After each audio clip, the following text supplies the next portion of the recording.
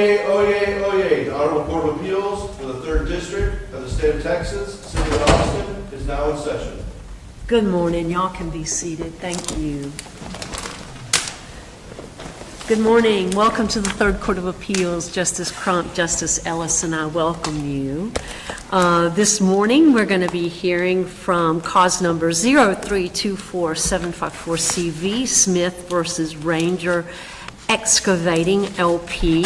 If I could have counsels introduce themselves for the record, please. Your Honor, Fraser Holmes on behalf of Appellant Peter Smith. And Andrew Gould, also on behalf of Appellant Peter Smith. Thank you. Your Honor, Wade Crosno on behalf of the Appellee Ranger Excavating. Tasha Barnes, also on behalf of the Appellee Ranger Excavating. All right, welcome. Y'all can be seated. Thank you very much. As you know, I'm assuming that on behalf of Mr. Smith, you'll be opening with 15 minutes, and then we'll hear from the appellee for 20, and then we'll hear from a rebuttal from Mr. Smith for 5. You also know that we are broadcasting this on our YouTube channel, so, you know, gussy up your hair and contact all your family members. You'll be able to see this later, you know, in front of the fireplace with your children and pups and things, and, you know, brag on yourself and your clients. But with that, is Smith ready to proceed? Yes, Your Honor. And is Ranger ready to proceed today? Yes, Your Honor. All right, thank you very much. Then, Mr. Smith, you may take over the podium. Thank you very much, Your Honor. Oh, and also, as you know, the red, yellow, and green is kind of easy to understand. The yellow is a 2-minute warning, so you'll need to wrap up at that point. Thank you. Yes, sir. Good morning, and may it please the court. Mr. Holmes, before you get started, I have a quick question Yes, for ma'am. you. So the trial court severed your claims against Ranger into a separate cause number, Yes, ma'am. and then, but you're appealing from a different cause number today, is that correct? I think we are appealing from the main case. I think that is correct. So you were severed into 248547, and the cause number you're appealing today is 222463. So setting aside the question of whether a summary judgment is properly before us, should White Construction be a party to this appeal? And what happened to White Construction? So, Your Honor, my understanding is that White Construction has settled. Mr. Smith and White Construction have settled. And so that dispute between those two parties, as I understand it, has been resolved. Gotcha, okay. And so there's no need for White Management to be here today for this proceeding. Perfect, thank you. Yes, ma'am. Thank you. All right, you may proceed. May it please the court. Yes. The trial court's order granting Ranger's hybrid motion for summary judgment should be reversed for 3 reasons. First, the trial court granted summary judgment on Mr. Smith's ordinary negligence claim based on Ranger's sole argument that the claim sounded in premises liability. But that argument is contrary to black-letter law and contradicted by Ranger's repeated declamations of control over the premises. Second, even if this court considers that Mr. Smith's claim properly sounds in premises liability, summary judgment was nevertheless improper because there are fact issues on each of the elements of Mr. Smith's premises liability claim. And third, the trial court's grant of summary judgment on Mr. Smith's gross negligence claim cannot be supported because a scintilla of evidence supports both the objective and subjective prong of that claim. For all those reasons, the trial court's judgment below should be reversed. I want to begin, I want to start too, Your Honors, I largely intend to rest on my briefing on the third element, the gross negligence element. I anticipate the argument will mainly focus on the first issue and a little bit also on the second.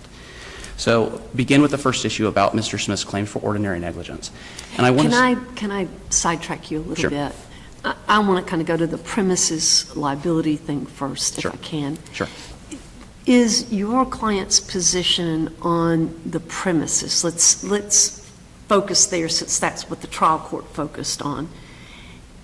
Is it your client's position that the issue of right of control, because that's where y'all's fight seems to be on the premises issue, is that a question of fact, which is kind of your argument, or is that a question of law that we can just decide without sending it to the jury?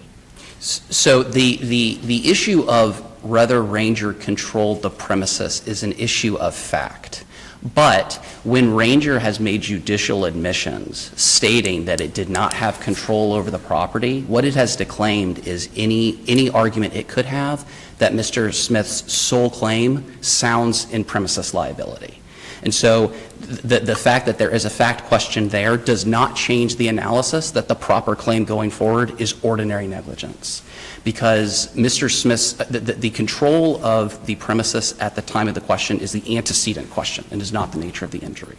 And on that point, I want to kind of start with where we agree, and I'm taking directly from Ranger's appellee brief. This is at page 14. Ranger says, "It is undisputed that Ranger constructed the ramp. If the ramp posed a dangerous condition, Ranger can be liable for the condition regardless of whether it had control of the premises at the time of the injury."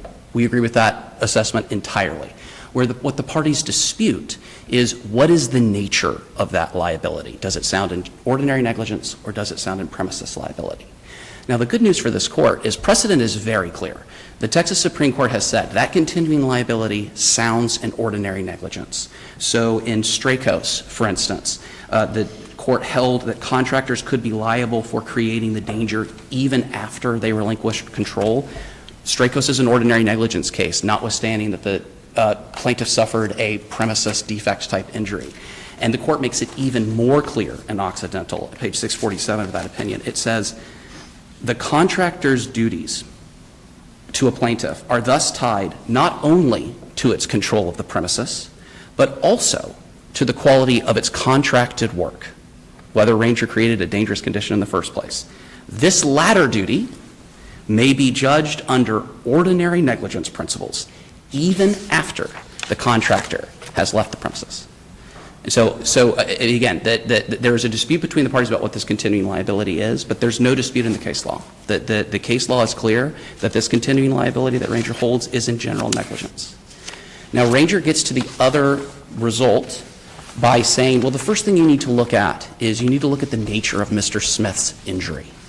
But that conclusion is wrong for two reasons. The first reason is it is a second step of a two-step inquiry. And the first step of that inquiry is determining, did the independent contractor have control at the time of the injury? And the reason why control is the first question is because control determines the duty. So I have a question about that. Yes, ma'am, just tell us. How do you distinguish United Scaffolding in terms of your argument that's not a premises liability claim? Right. So in United Scaffolding, the dispositive difference is the defendant in United Scaffolding did not declaim control. I figured your answer would be control. Right. Yeah. So in United Scaffolding, the court approaches everything from the perspective that the defendant actually had control of the premises. But Ranger has specifically declaimed 6 times that it did not have control. And so under its own argument, United Scaffolding is not applicable in this circumstance. So I follow up with that. So if you're arguing that this is, that Ranger had no control of the premises, how can Ranger have a duty to fix a condition they no longer had control over? Right. So Ranger has a duty to fix a condition even when it doesn't have control because it created the unreasonably dangerous condition in the first place. That's Strakos. So the rule used to be, Justice Ellis, that if once an independent contractor's work was accepted by the premises owner, then all liability shifted to the premises owner for subsequent defects. That was called the assumed work doctrine. The Supreme Court in Strakos says that's not really a workable rule anymore because it makes negligence turn on things like arbitrary things like when was the contract signed.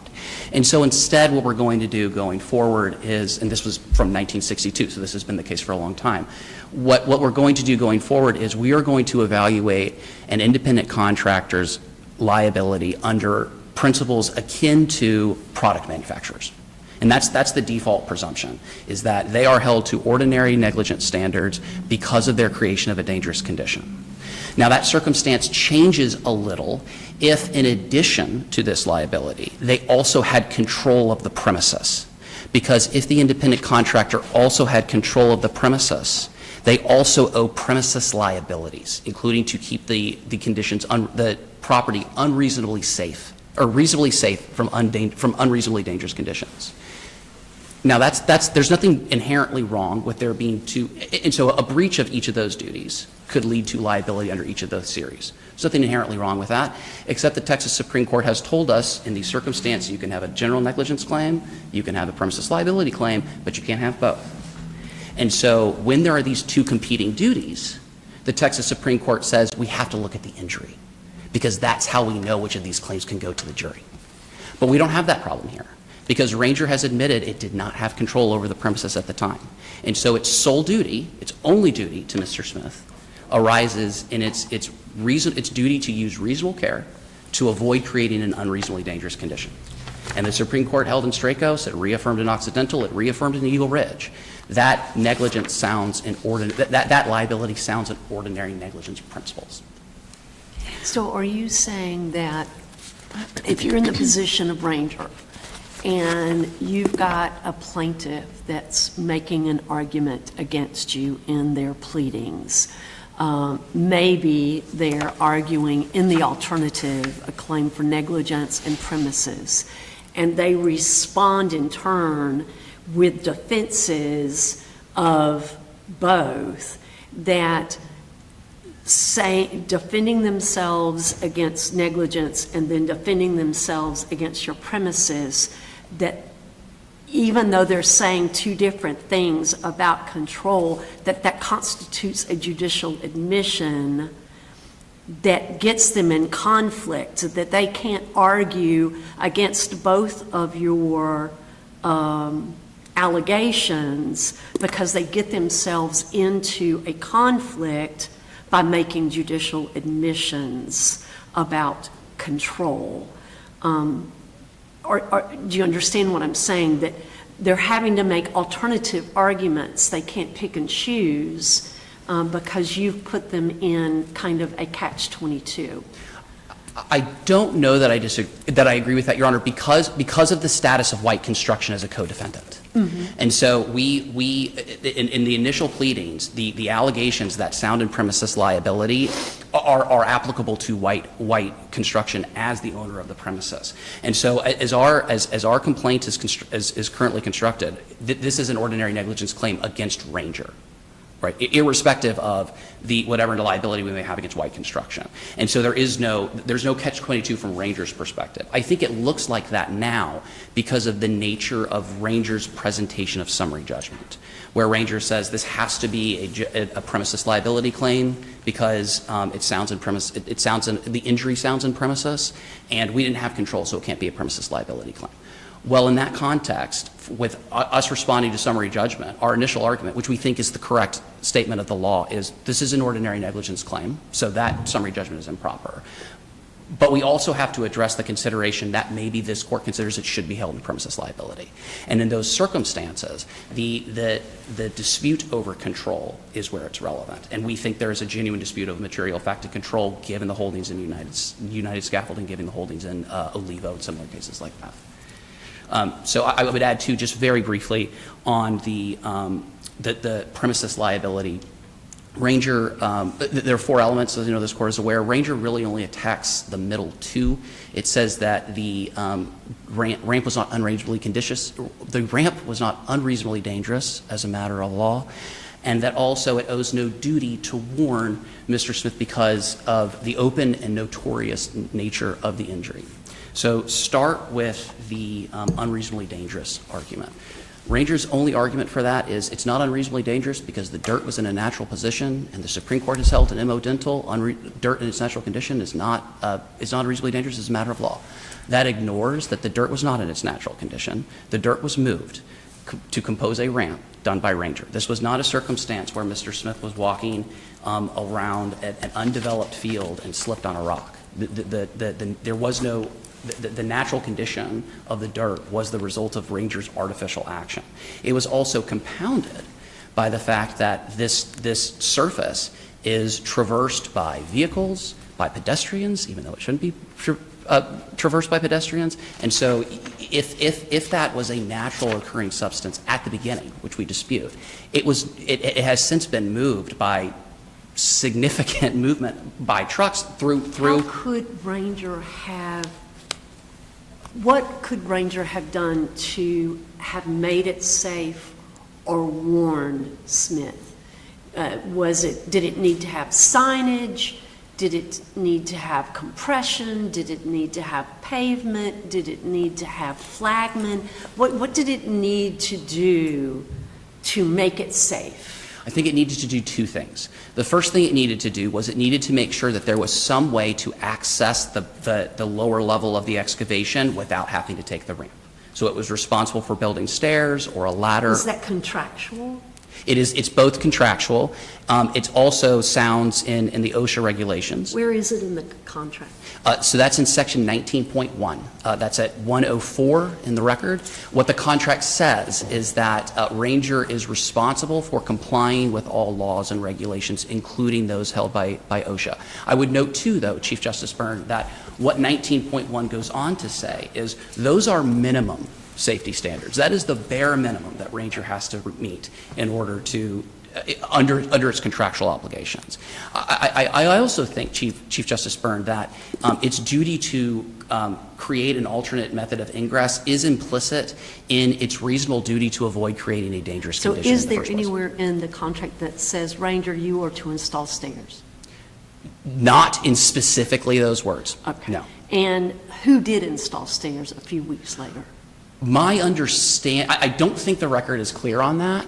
My understanding is that White did, but that's just my understanding based on my review of the record. I don't know that that's necessarily the And case. where in the record, if anywhere, is there any evidence after Gibson's affidavit was excluded about OSHA violation as it relates to the dirt ramp?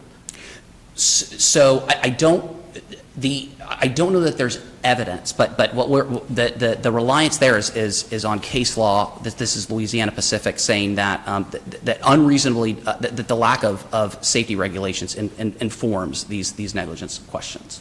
Say that one more time. I didn't understand your answer. So if the Gibson affidavit was properly excluded, what evidence is there of an OSHA violation as it relates to the dirt ramp? Oh, so Your Honor, we have photographic evidence of the ramp at the time. There's no stairs of the ramp at the time. I understand that, but what evidence? I know that there's a photograph of the dirt ramp, but what evidence is there of an OSHA violation of the dirt ramp if Gibson's affidavit is out? I don't know that there is evidence in the record for that, but happy to supplement on that. I have a follow-up question Yes, to ma'am. that. Just is there, or can you direct us to anywhere in the record where we would find any evidence that Ranger knew or should have known that the loose rocks were in fact problematic? Right. So I think the evidence there, I think that's where I'm largely relying on Louisiana Pacific. I think the evidence there is Ranger was aware that these vehicular use, that these ramps were intended for vehicular use. They were aware that they were being traversed by pedestrians, and they were aware that pedestrians traversing those ramps created a risk. That's from Mr. Blase's testimony. And so Mr. Who's? Mr. I think it's pronounced Blase. I've heard it pronounced Blaze, Mr. Blase. It's up in the 90s of the record, 91 to 93, I think. And I know that you're out of time, but I have a couple of questions. What exactly, in your opinion, is the unreasonable dangerous condition here? The steepness of the ramp, the loose gravel, the fact there were no stairs, some sort of combination of all of these? Some sort of combination of all of those. It is mainly, the unreasonably dangerous condition is the creation of the excavation process where the only way that Mr. Smith could go down was descending this ramp, right? So it is, and ensuring that ramp is, not ensuring that ramp was unreasonably dangerous. So weren't all those conditions open and obvious? I think there's a genuine issue there because of, at the very least, because of Mr. Smith's continued walking down the ramp, and Mr. Blase's testimony that where there is no other mode of ingress, it is very reasonable for pedestrians to use those ramps, even though they are primarily used by vehicular traffic. And my last question, I promise. Can the trial court take judicial notice of OSHA regulations?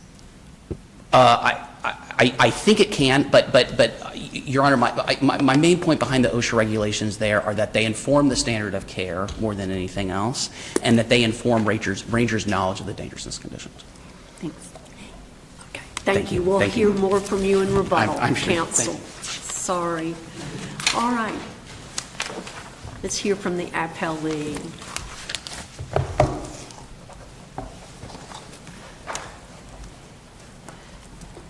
May it please the court, counsel. It's been a while since I've argued here. It's good to be back in this courtroom, and I appreciate the opportunity to talk to you, all of you, about this case. I first want to just briefly summarize our main 2 points, and then I'm going to go straight into addressing the arguments that counsel made here and some of the questions the court And I asked. specifically want you to talk about the judicial admission Sure. issue. Yes, sir. I thought you might. So the first point I want to make is that under controlling Texas Supreme Court precedent, plaintiff's claim does sound exclusively in premises defect rather than negligence because the injury was caused by an alleged condition of the premises rather than any ongoing contemporaneous act of negligence. And the control issue doesn't make any difference on that for the reasons I'll explain in a moment. Second, the plaintiff's premises defect claim fails because Ranger owed no duty to warn of an open and obvious condition and one that Mr. Smith was actually aware of, which was the presence of loose rocks and dirt on a dirt ramp he had regularly walked down and driven down for 6 weeks before the date of this accident. Now, I want to go directly to the Chief Justice's question about whether about right of control and its relevance here. If you look at the Texas Supreme Court's decision in United Scaffolding versus Levine, they first addressed this issue about the nature of the injury. Did it arise from a premises condition or did it arise from a negligent activity? And it went through that in depth. So that's the first step here. And then second of all, the court came to the control issue, and it's not 100% clear to me when you read through the opinion whether they were just addressing the Court of Appeals and the plaintiff's argument that control was relevant. They seem to suggest that it is relevant to determining the nature of the claim. So I'll address it here. But the question the court had asked is whether that is a question of fact or law. And on the right of control, I think it can be a question of fact when you're talking about actual control, but when you're talking about contractual right of control, that is a question of law, and that's what the plaintiffs themselves have focused on in their trial court and in their briefing. They want to say that we admitted lack of control by posing a defense to the elements of one of their claims, but at the same time, they want to overlook the fact that they alleged in the trial court repeatedly that we had installed this ramp, but we still had to take it down at the end of the project.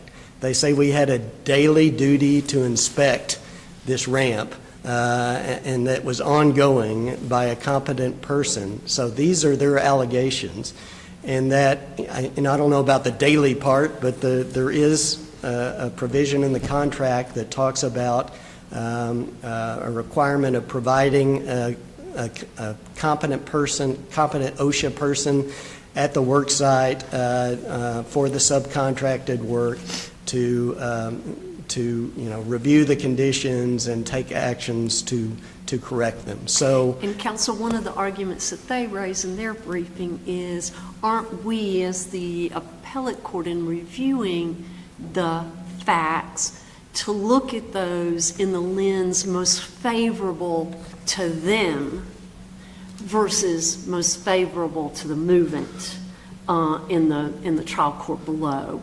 And so if they're raising facts to compete with your facts related to control, aren't we supposed to give them the nod in appellate review? Well, we are talking here about what they've actually alleged and not just the facts, and we're talking about what's in the contract. So I don't think you construe contractual terms in one party's favor or another, so. Because that's a matter of law. That's a question of law. Understood. So, counsel has also argued that the Texas Supreme Court said in Stratcos and Occidental and some other opinions that once a contractor relinquishes control, then it becomes a negligence claim, even if it's for a dangerous condition on the premises. The contractors in those cases that they're relying on had all completed work on the project and were gone completely. And so there's a difference between that and what you have here, which is we install the ramp, and we have to take it out later, and we have various other tasks we've got to perform out there too. And what are the other tasks? I know you have to take the ramp out later. Where you've installed it, what other phases of tasks does Ranger have? Pardon me, I don't have those memorized, but they are on page 110 of the contract, and they involve some grading and various other tasks. I think I've got it marked right here. Are they grading of the ramp to continue to make it safe or level? Pardon me, having trouble Certainly. finding it.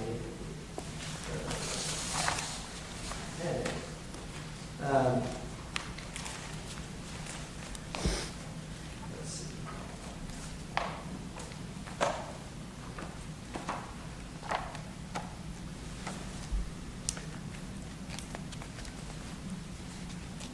So,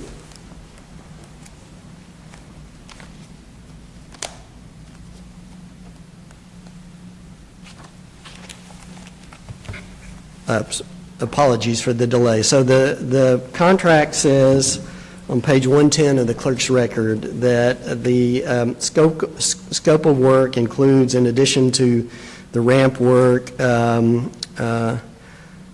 remove parking lot and clear site within the limits of construction, remove abandoned utilities, bench back excavation at a 1-to-1 slope, building pad, then it talks about the ramp installation and removal, and then it goes on to list various other things at this particular site. So it wasn't just building the ramp and then taking it down. And So again, is it your client's position that it was your client's responsibility to put in the stairway? no, it is not, and the contract does not require that. And the fact that White Construction did it and that there's no evidence that we did it indicates that it was not our responsibility. And the court is correct that on the affidavit of Mr. Gibson was struck that detailed the alleged OSHA violations, but in particular on the installing stairs, that was not part of our contract and not part of our scope of work. Is it your, I'm so sorry. Oh, my apologies. Go ahead, Judge. No, in your opinion, is the failure to comply with OSHA regulations some evidence of negligence or that there was a dangerous condition? So I don't think, what I don't think so, because there is no evidence in the expert affidavit which was struck, and so I don't think there's evidence of an OSHA violation here. And our argument on the... Just generally, not just in this, is the failure to comply with OSHA regulations generally, do you think that would be some evidence? We get into this issue in some cases about whether OSHA sets the standard, and we always have the argument that they don't, and then the other side always says, oh, yes, they do. I don't think so, but they are not intended to set the standard of care. And so I think the answer to that question is no. Now, there was a statement made during counsel's argument that in United Scaffolding, the defendant did not disclaim control, and I disagree with that statement.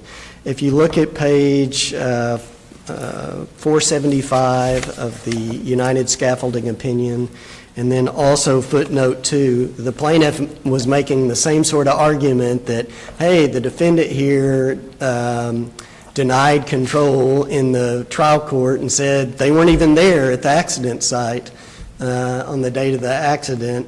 And the Supreme Court rejected that argument and said, well, we've got to look at what's in the contract, and the contract reflects a ongoing duty to inspect the scaffolding at issue, so that's control. Plaintiff is also alleging control, and we're not going to say that just because the defendant denied an element of a claim in the trial court that is dispositive on the issue about. But that one went to jury, didn't it?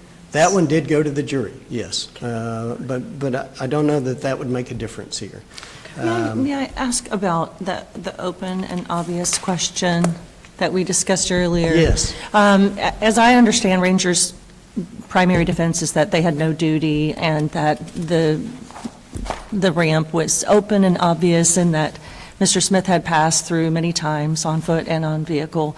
I think I'm understanding that the plaintiff, Mr. Smith, appellant now, is suggesting that there's no evidence that he knew or should have known that the rocks became loose, causing him to fall. Can you direct the court to where in the record, if anywhere, there is evidence that he knew or should have known of this open and obvious condition? So I think if you look in the clerk's record at Mr. Smith's deposition testimony, and probably the most relevant parts are at between page 46 and 56 of the clerk's record. Thank you. That's where you would need to look. And also, well, you might want to go back to clerk's record 37, because I think that's where he starts discussing. He'd been a superintendent on this job site. He was not someone who wandered in off the street and then walked down this ramp and fell. He'd been there for 6 weeks. He was the superintendent for the concrete subcontractor. He testified that he had walked down this exact ramp at least 6 times. He had driven down it too. So, and he testified that obviously this sort of, ramp is incline with loose rocks and dirt, it obviously is a potential tripping hazard.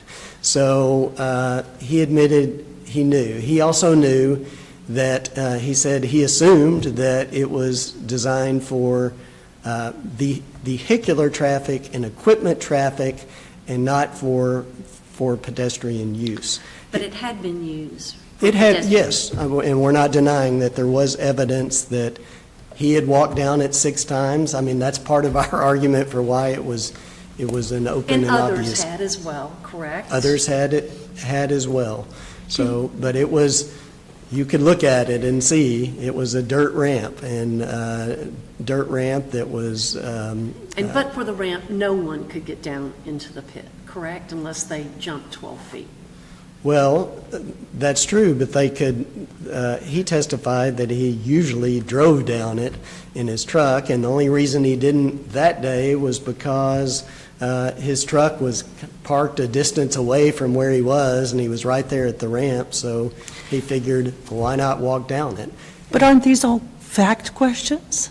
I mean, as we start getting into testimony and whether or not someone should jump 12 feet or whether or not they became slippery overnight, I mean, isn't the jury entitled to answer those questions about open and obvious? So on the duty issue, the Supreme Court has made it clear that there is no duty when it's open and obvious or the danger is otherwise known to the plaintiff. So that's a legal question. And here, our argument is that his testimony conclusively shows the lack of a duty.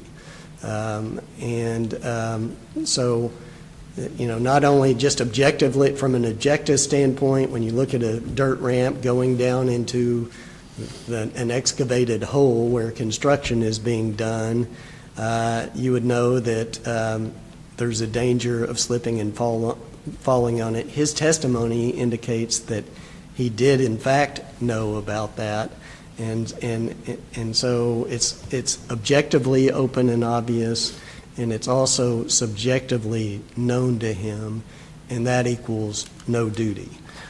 Do you dispute that there was no alternative means to walk through that area?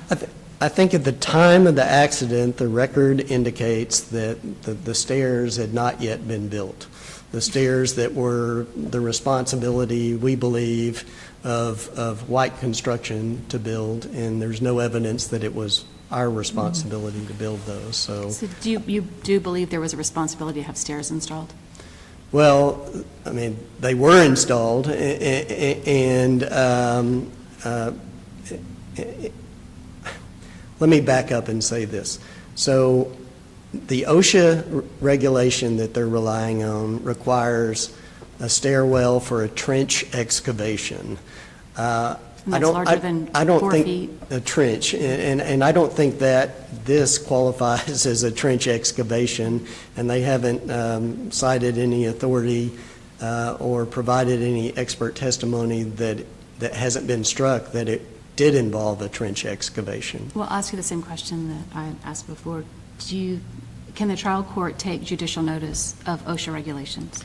I think the court could, but it's a question then of does that provide the standard of care?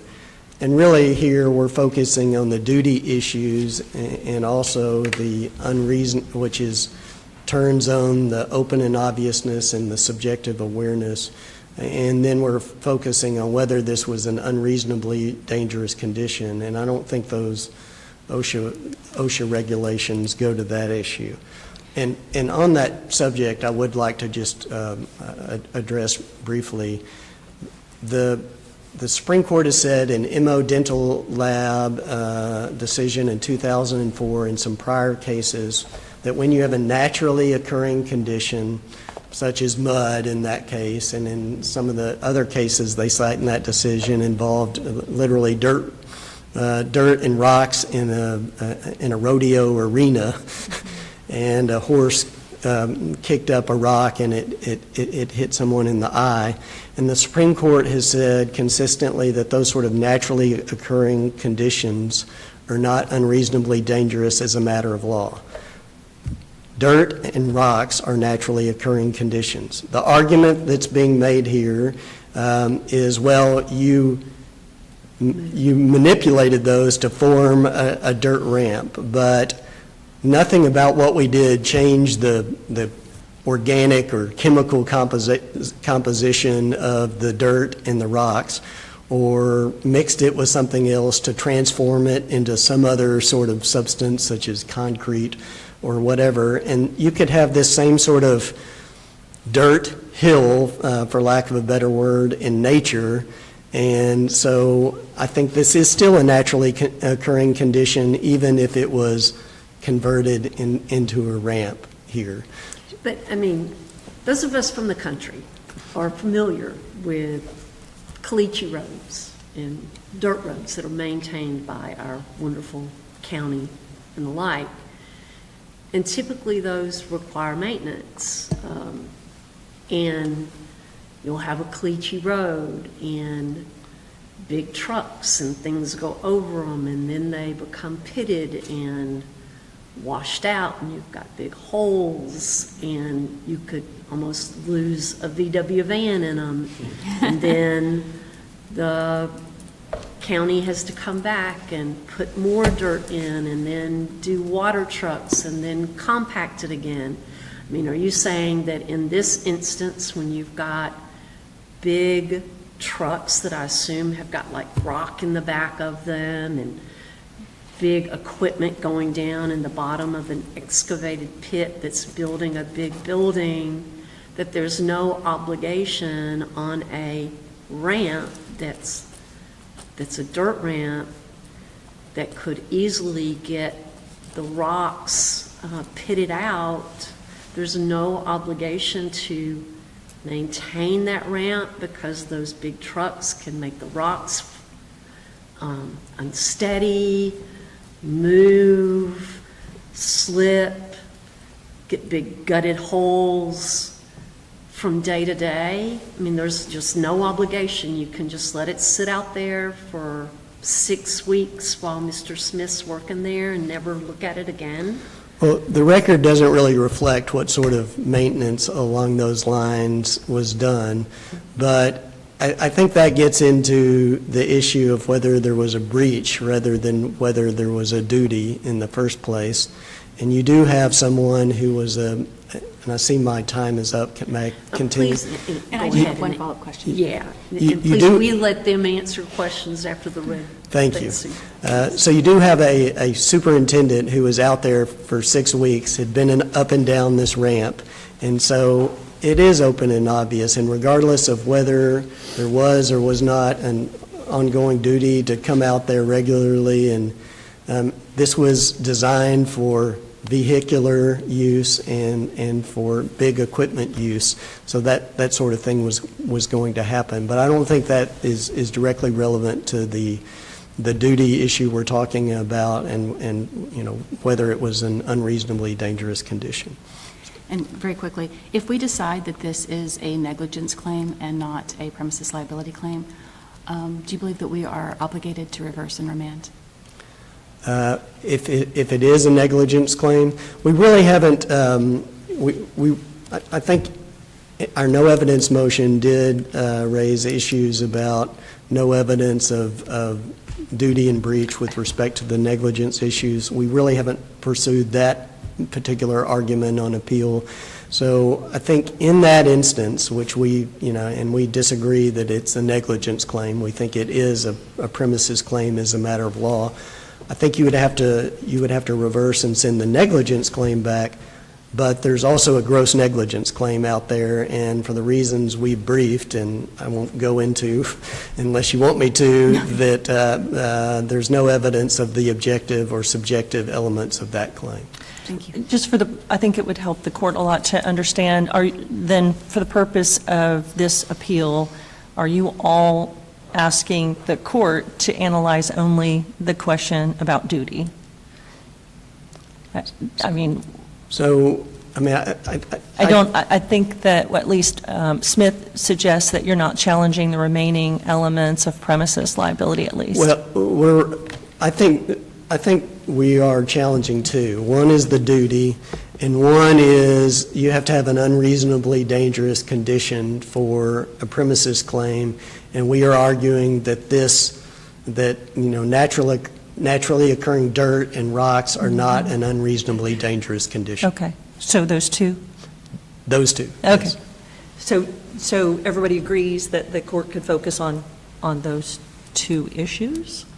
There's with the threshold issue of whether this is a premises or negligence claim, which we say that it is because it's undisputed that there is no, ongoing negligent contemporaneous activity. Ranger wasn't at the site on the date of this accident. And then the gross negligence claim is a fourth issue, I suppose. Thank you very much. I appreciate that Thank you. clarification.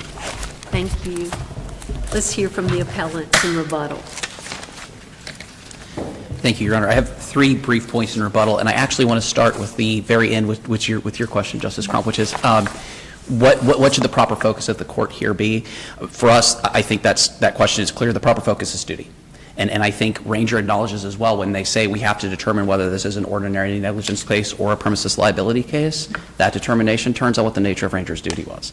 And the nature of Ranger's duty for its premises liability circumstances turns on whether it actually owned or controlled the premises at the time of the injury.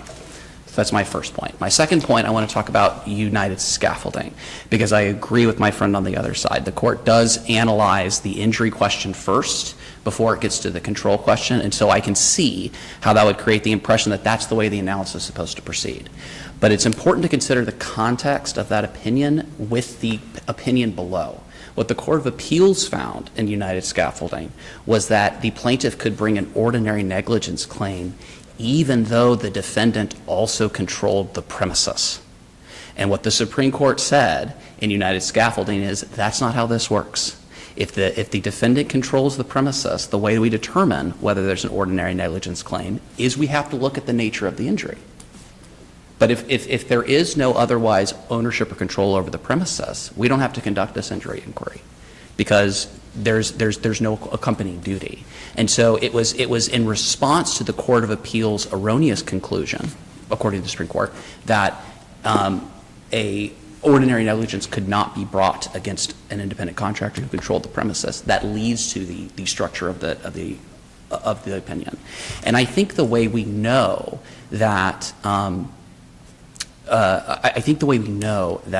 Court of United Scaffolding thinks that the control question is first comes near the end, and actually in the dissent. So it's Justice Griffin, I think, that dissents saying, what we have done here, he accuses the majority of effectively turning a duty question into an injury question. He says what the majority has done here is it has forsaken this idea that we look at control first, and it says, no, actually the first thing we do is we look at the injury.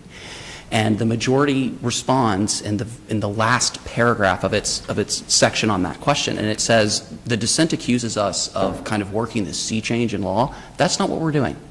Our holding is limited to a conclusion that the dissent does not disagree with, which is when an independent contractor has control over the premises, its liability sounds exclusively in premises liability. But that's not this case, because Ranger has declaimed over and over again that it did not have control over the premises at the time of the injury. The third thing is kind of a general note, and I think that there's been some kind of analytical difficulty. Justice Crump asking about is this, or maybe it was Justice Ellis, I'm sorry, about is this a question of law or is this a question of fact? What does the nature of duty look like? Is this open and obvious? I think the problem generating this kind of analytical tension is that we are evaluating an ordinary negligence case under premises liability principles. If we look at this as an ordinary negligence case, we don't worry about any of those issues because this is properly an ordinary negligence case. This is not properly a premises liabilities case. And I think ultimately what Mr. Smith is asking this court to do is to take Ranger at its word and to ensure that in these circumstances a plaintiff has an either-or option and not a neither-nor option. We believe that the judgment below should be reversed. Thank you. Thank you. Thank you. Thank you, counsels. We appreciate the presentation of this case, and this case will be submitted, and the court will stand in recess. Thank you very much.